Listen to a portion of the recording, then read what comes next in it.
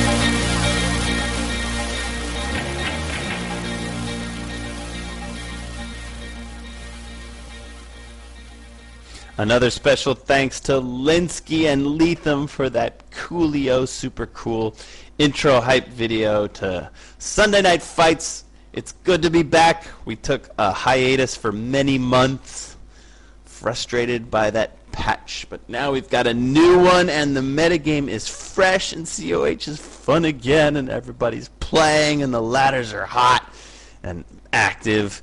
And here we see the best COH players in the world. And where do they come? They come to GameReplays.org because that's where it's at. We host the best COH tournaments. And here we have two legends of this game and of Game Replays, the fan site, Sepha and Seb. Coming up for game number 2, Sepha's got his back against the wall. He's down 0-1. He's facing elimination. The winner of this goes on to the finals, which will be played tomorrow night. And you tell us what you see here for this matchup of BioSparks.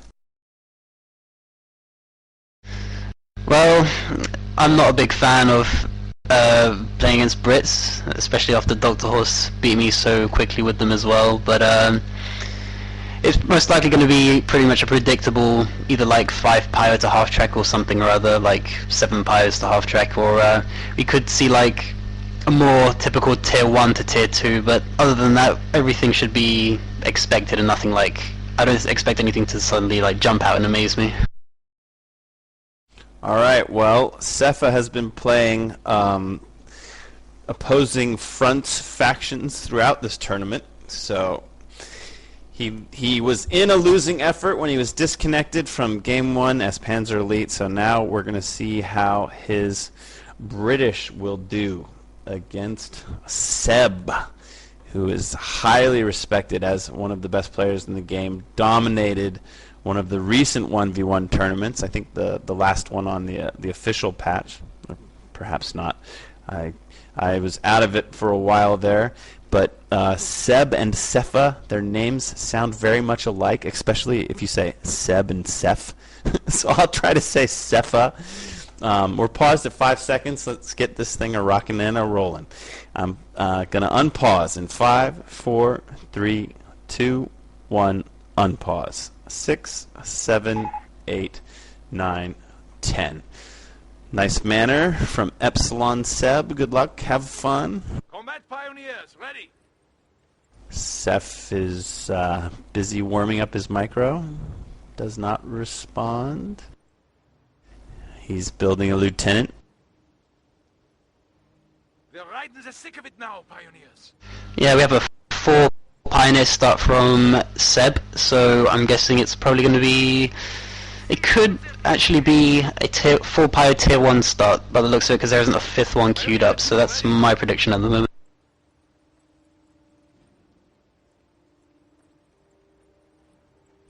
Sepha, like Caught in the previous games that we saw, has brought his first infantry recon section to the medium ammo on the right-hand side of the map. His truck is already in motion. Let's see exactly where he parks as far as getting ranged by that nasty house that we saw full of flamers in the Aimstrong series.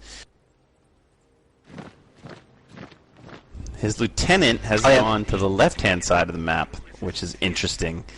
Caught would always cap the ammo to the right, but Seph is spreading out, sending his lieutenant left and his infantry to the right. They back off one set of Pios. The shots ring out across the battlefield, but look at Seb. He's rushing into these houses, doing a little bit of recon of his own, just seeing what's in there, where that truck is parked. Looks like he's out of flame range of the house, which is good.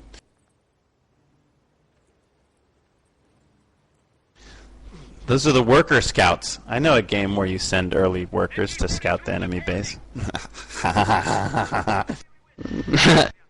It's called the best game of all time. Wasn't Nimitz like nickname in this tournament something horrible like SC2 is better? How obnoxious! We're here to talk about Company of Heroes!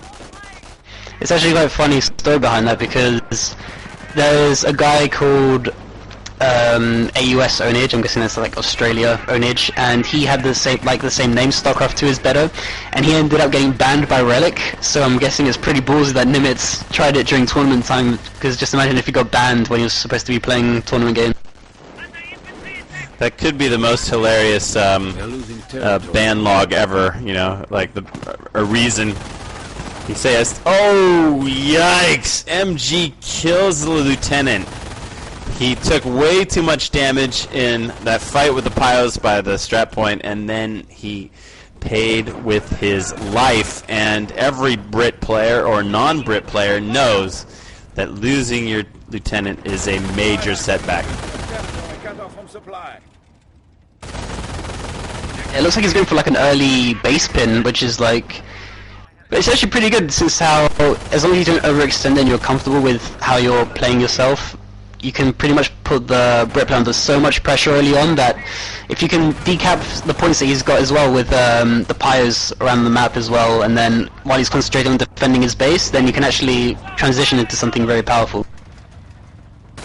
Yeah, and I'm glad that that we get to see this MG bike combination, because the MG has of course been buffed. It has a shorter setup time and cooldown time, and a very popular Wehrmacht strat or opening is MG into bike, because the two of them with a bit of Pio support can work in tandem with such great success. The bike can push rifles, it can spot flanks coming. Very strong two units together. Yeah, they complement each other. The recon squad. They have to ungarrison that house, and the flamers are gonna hop right in. Yes, they do. They hop right in, and they're burning the other recon squad. Sepha now has two, but oh, he doesn't want to be in this fight. Yeah, you gotta go. You gotta go when it's 5 Volks and a flamer in that particular house. Very strong position. So Sepha's got 3 recon squads. Was he expecting Pio spam, and did he do all of that to like snipe Pios? What do you think? He did. I think he did that in the game against Risky as well, where he did 5 Pio to half track as well. But I always thought it was just because he was playing on Semwa, so because it's such a huge map and it's pretty bad for Brits, that's you use it for mobility purposes. But then again, 3 recon sections can instantly snipe the machine gun crew all in one go, so it can be pretty devastating. And there we see it in action. Recon squad snipes the MG and then manages to get by it, but look at that bike pushing. That bike might just put that one soldier into the line of fire. Oh, that one soldier is really dancing on the edge of being in the cone of fire, because you know if one guy gets pinned, all the rest get pinned. But Sepha manages to get around that MG, force it to retreat, and he's still killing guys. Oh, but now we have a sniper from Seb, and Seb snipes a snipe squad. I love using snipers against Brit. It's so fun. You don't really need to uncloak them. There's no point to cloak them, really, unless you're sort of running away from a chasing snipe recon squad. But as long as you keep them at range, they can be very hard to counter. Yeah, that's the thing with opposing fronts factions, they lack conventional counter snipes, so it's pretty devastating in the hands of competent sniper users such as Marinas. And Seb has still got his bike alive, although it's on very little health. It would behoove him to repair that bike, because once again the sniper is much stronger with the bike support, but no, a long distance shot, and the BMW sidecar goes spinning off into the brush, and the motorcycle burns in a ball of flames. So now they're getting a little close. Seb cloaks his sniper because he is in counter snipe range, but the MG is going to chase the recon squad away. Our supply lines are broken. We have territory out of supply. Have you noticed more variety of the audio sounds? Like, I think in this patch, I know that originally they had recorded far more sounds than they actually were able to program into the game. Have you noticed any like new sayings or new sounds since the patch? Well, one problem for me is to keep my FPS like above 10. I have to keep it to 32 voices on the audio settings, so I actually can't notice anything different. I love the sound of that MG42 with the shells, you know, like landing on the floor and bouncing around. Look at this! Look at the sniper rushing in. Such bold play. Barely any health on those flamers, and yet they're flaming the building. And the sniper is just teeing off. He's got 7 already against 3 recon squads. Seph can't manage to get some kind of flank. He spends a snipe on a shreked up Blitz Stormtrooper, and now the Stuart comes out. Stuart's flanking the MG. Oh no, the only counter has to retreat, although the MG's going to stick around a while. I don't know if this is so smart. Garrisoning that. Well, it doesn't garrison the house. He stops right in front of the door. Sniper slow retreats. Okay, MG's down. I wonder if Seph will take it. And Seph also wins a small skirmish on the left, so looks like he's back in the game a bit. He has captured the MG, and now he just needs to try and cap up the map. Yeah, I'm not sure why he stuck around with that machine gun. I mean, usually if the hard counter to whatever he has to retreat, you pretty much have to retreat everything else just to save it. So, yeah, having like Stormtroopers suppressed because of recon squad. What a perfect mine. The only mine that Seb laid on the map was like a magnet for that Stuart. The Stuart went straight to it and ran over it. Sniper decloaked, reversed to the other side of the field. He's still picking off recon squad with impunity. He's not afraid of anything, and Sepha really cannot counter that sniper right now. He had to pull his Stuart back. I think it's got a damaged engine. He's got a broken flipper. He's got a limp around. Seb needs to get out some sappers. Did he accidentally lift his field support? Because he's reparked it. I don't know why or what was going on with that. He's done it twice. I think he's messed up on hotkeys or something. And the sniper finishes off that MG, although the weapon is still there. Sepha could recruit if he ever gets a chance to breathe. Right now he's got MP44 Volksgrenadiers breathing down his neck. Yeah, that Stuart's got to get back in the game. At least, even with a bad engine, he can still fire, and so he does, and they have to go away. A lot of cloaked units. We got double Shreked Stormies now for Seb, and the sniper's still alive, so he has a strong invisible army. I mean, Sepha's got decent map control. He's got 4 resource points. We're used to seeing Brits with only 2. But here we go. Sepha's gone straight up to the tank armor command truck. I guess maybe he wants to get a Cromwell out. I'm kind of amazed that he was able to get his armor command up so soon. Yeah, Brits are notorious for getting like a 10-minute Cromwell or something if they bypass the Stuarts, so even then, since you got the Stuarts, it's slightly delayed still, but I mean, having the Armour Command Truck at 10 minutes is pretty much like as fast as you can possibly get it. Territory. Have you got the stew unlocked? Can we expect to see those big artillery-like shells from that Wehrmacht tank soon? He hasn't unlocked it, but even then he's only sitting at 100 manpower, so those Stormtrooper reinforcements and everything else are pretty much hurting his manpower. Sepha has still got a gimpy engine, and he's moving that Stuart slowly to the back corner to defend that little corner fuel. He desperately needs some sappers to repair that thing. I guess he's bypassed them. He's saving for something. We got nothing coming out of the armor command yet. He does have 80 fuel, so he's saving up some manpower. We might see some armor from the Brits soon. Ah, there's a... What is that, a Stug? Yeah, it's a stuff.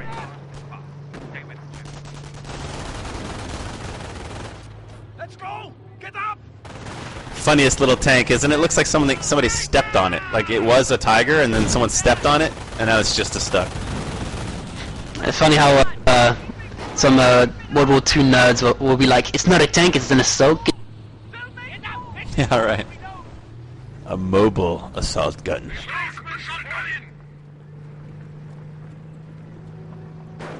I'm pretty sure that the Stug came before they even developed the Tiger. Both the Tiger and the Panther were developed during World War II, and the Panzer IV and the Stug were the mainstays of the German army for the early parts of the war. Big canister shot sends away some of those gunned up Volksgrenadiers, but look at these bold stormtroopers. They're taking a shot at the truck.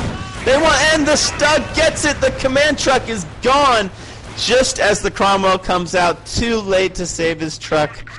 It's looking a little difficult for Sepha. Although Sepha is flanking around the left and trying to get some map control back. Let's just see if he can survive this frontal attack. He really needs some sappers. Oh no, he just showed his butt to the Stug. That's terrible. This is not good micro. He's trying to use the hedge to play a little ring around the rosy. Look at the Stug chasing. The Stug's doing really well against that Cromwell. Here's the second one. Oh, wow, the sniper got gipped.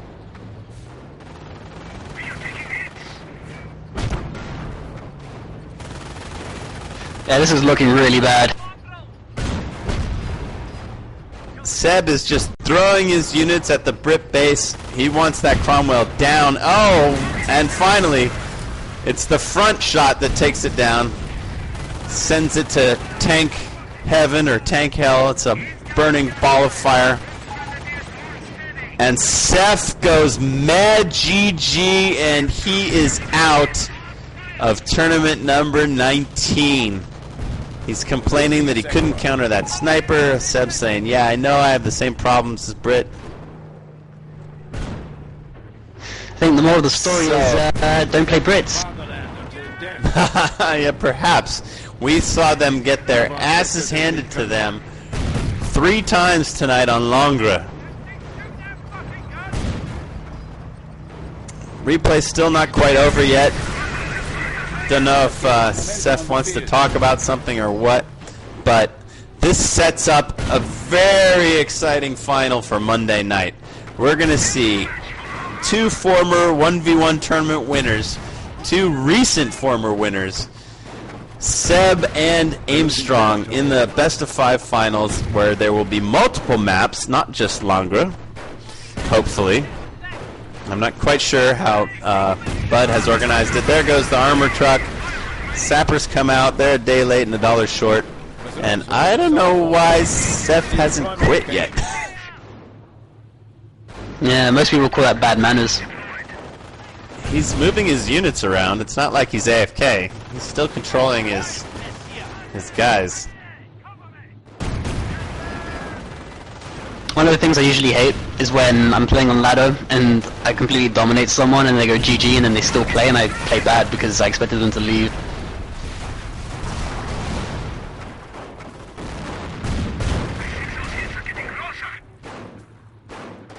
Attention. The enemy advances.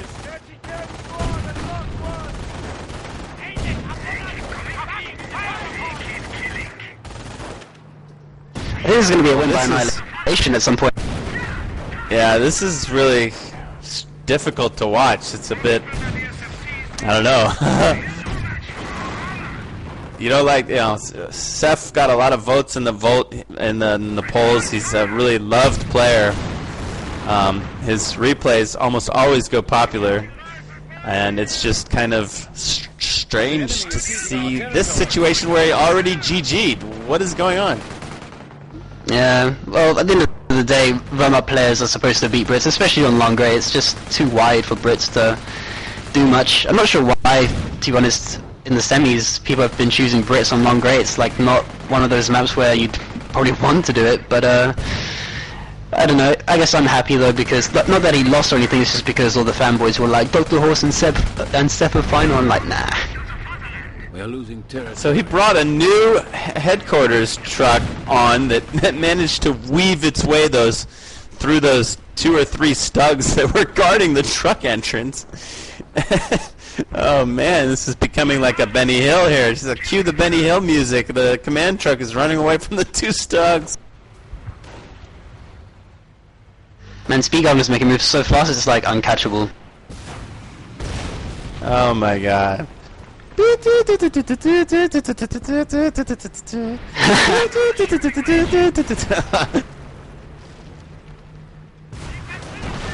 Man, those crew members on the stugs must be raging, just like making them look like a fool.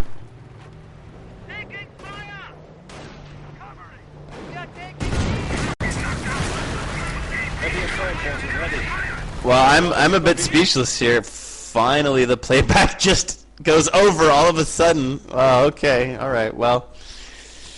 Okay, a bit of an anticlimactic series. 1 drop, and then the game that we just saw. So that's what happens, when you tell somebody that it's the best movie in the world and you got to go see it. You hype it too much. The expectations were built up. All the fans wanted to see an epic series, something on the lines of Razor versus Seb from many tournaments ago. But the COH god said, not tonight, perhaps come back tomorrow night. On Monday, we will see Armstrong and Seb, undeniably 2 of the front runners for this tournament. I think this is maybe the 1 seed and 3 seed, or possibly even 1 and 2 seed. So no Cinderella story here, no dark horse. These are 2 highly skilled and well-deserving participants in our tournament number 19 finals. I think we're going to do another cast like this. Not exactly sure, but pretty sure you can count on seeing us at about the same time on Monday evening to bring you those finals right here on Game Replays COH on Justin TV. Any final thoughts there, Bio?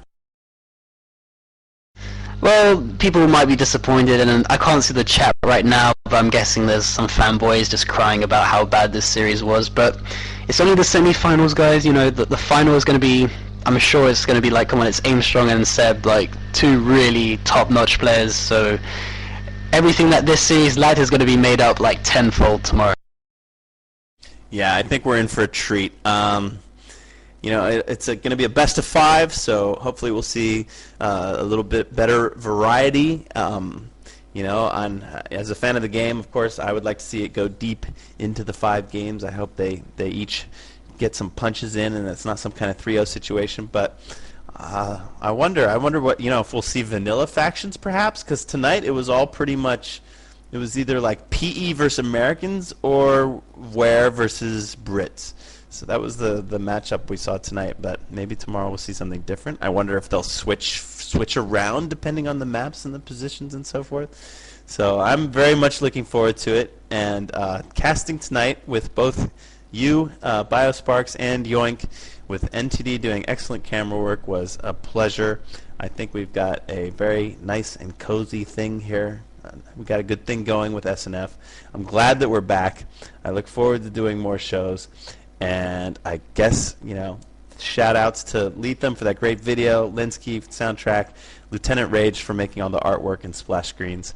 And yeah, so on behalf of BioSparks, NTD, and Yoink, this is Ami Polizei Funk, and we will catch you tomorrow night. See you then. Peace.